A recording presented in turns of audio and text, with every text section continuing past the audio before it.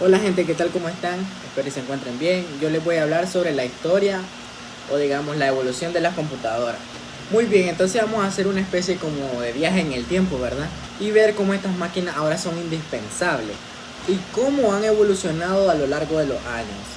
Vamos a empezar, digamos, primero por las compu Armatoste. No sé si las, bueno, no sé si alguien la ha leído o la ha buscado así por curiosidad, pero ya te voy a explicar por qué se llaman así o por qué yo les digo así también. Entonces lo que vamos a empezar a hablar es sobre las computadoras allá por el siglo XIX, ¿verdad? En este punto es aquí donde tenemos a Ada Lovelace, la primera programadora de la historia, literal. Te la dejo aquí en pantalla para que la veas. Bueno, comenzando, la era de la computación moderna empezó en el año 1930 con las primeras computadoras y los primeros ordenadores electromecánicos como la Z1 de Konrad Zuse. No sé si lo pronuncié bien, me costó un poquito. Se lo voy a dejar ahí en pantalla de todos modos. Fue la primera computadora libremente programable. O sea, literal, esa computadora no parecía ni computadora. Eso era una máquina, literal, pero se le conoce como ordenador. O sea, computadora también, pero era más que todo un ordenador. Literal, eso era enorme. Se lo voy a dejar en foto. Y pesaba casi 1 tonelada. Ustedes no saben lo que es eso.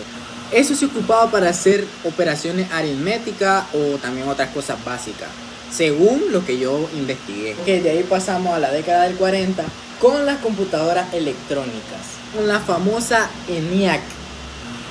Esto me va a costar un poco pronunciarlo, pero Electronic Numerical Integrator and Computer, que literal eran una bestia, eran enormes. O sea, eso literal estamos hablando de, son computadoras en sí, pero son, digamos, también a la vez ordenadores. O sea, ordenadores como lo que conocen, digamos, comúnmente ahora en la actualidad los CPU, que son la parte de la computadora donde va todo el sistema de la computadora.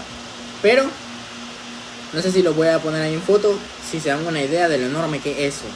Consumían cantidades enormes de energía. Ustedes no saben lo que es. Lo bueno es que esas compus ya no ocupaban tarjetas perforadas como la anterior, la de la década pasada, sino que ya la fueron actualizando un poquito más, pero igual sigue siendo enorme, no cambia el tamaño.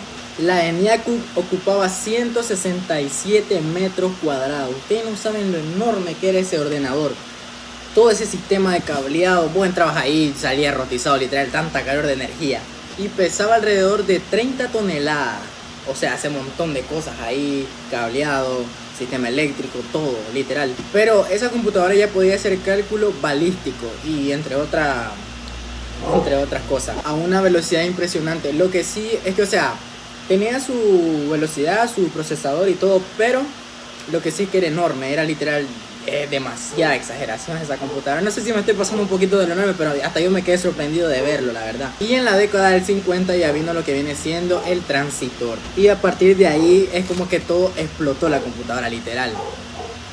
Ya en ese punto las computadoras ya la fueron haciendo un poco más pequeñas y más rápidas, optimizadas podría decirse, y eficientes, más o menos así como la que están viendo en pantalla, que se llama IBM 7090 o 7090 también. También por esa época salió otra computadora revolucionaria, la DEC PD8. Hasta me costó, es que digamos son nombres complejos, pero es entendible. O sea, si ustedes se ponen a buscarlo, pueden hallarlo en internet también. Fue una de las mini computadoras en el mundo, por supuesto para la época, ¿verdad? Porque no, o sea, estamos hablando de ese siglo. Pero todo esto cambió en la década de 1970, porque llegó la tecnología de los circuitos integrados y esto cambió el juego por completo, literal. Las computadoras se volvieron aún más compactas, tipo, todavía eran blanco y negro, ¿verdad? No tenía imagen a color, pero ya reducían su tamaño, ya estaba todo más compacto, ya todo más ordenado, más optimizado aún. Y empresas como Intel y AMD empezaron a tener una carrera con procesadores de computadora cada vez más potentes. En 1971 se lanzó el Intel 494, que fue, digamos,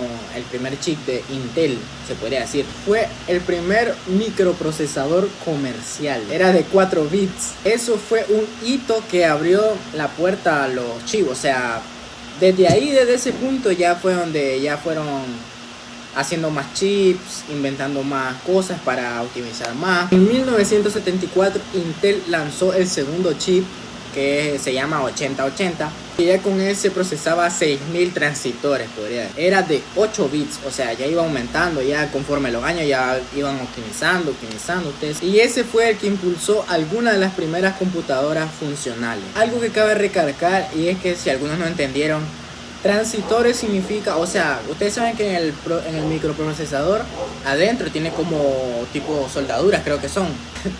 O sea, me refiero a que ustedes saben que hoy en día los procesadores se conocen con una plaquita, no sé si ahí se lo voy a poner en el video. O sea, adentro de esa plaquita hay como tipo color, o no sé si está hecho de cobre. Entonces eso se le conoce como transistores. Ya aquí en este punto, en el año 1980, se lanzaron las primeras computadoras, o sea, como le conocen hoy en día, las PC. Que esas son como las típicas de escritorio de hoy en día, pero desactualizadas. Se llamaban IBM, pero ya todo el mundo se acostumbró a decirle PC y pues se quedó así. Ahí empezó en esa época a haber varias empresas, pero sin duda las más recordadas fueron Apple, IBM y Commodore. Después de ese año salió una compu icónica, la Commodore 64. Esa salió en 1982 y esa fue la computadora más vendida de la historia, podría decirse. Se podría decir sobre lo que yo investigué, ¿verdad? 17 millones de unidades. Ustedes no saben lo que es una locura. O sea, pasamos de literalmente un termo enorme de cable a una computadora icónica. Ya en la década del 90 ya se pone súper interesante.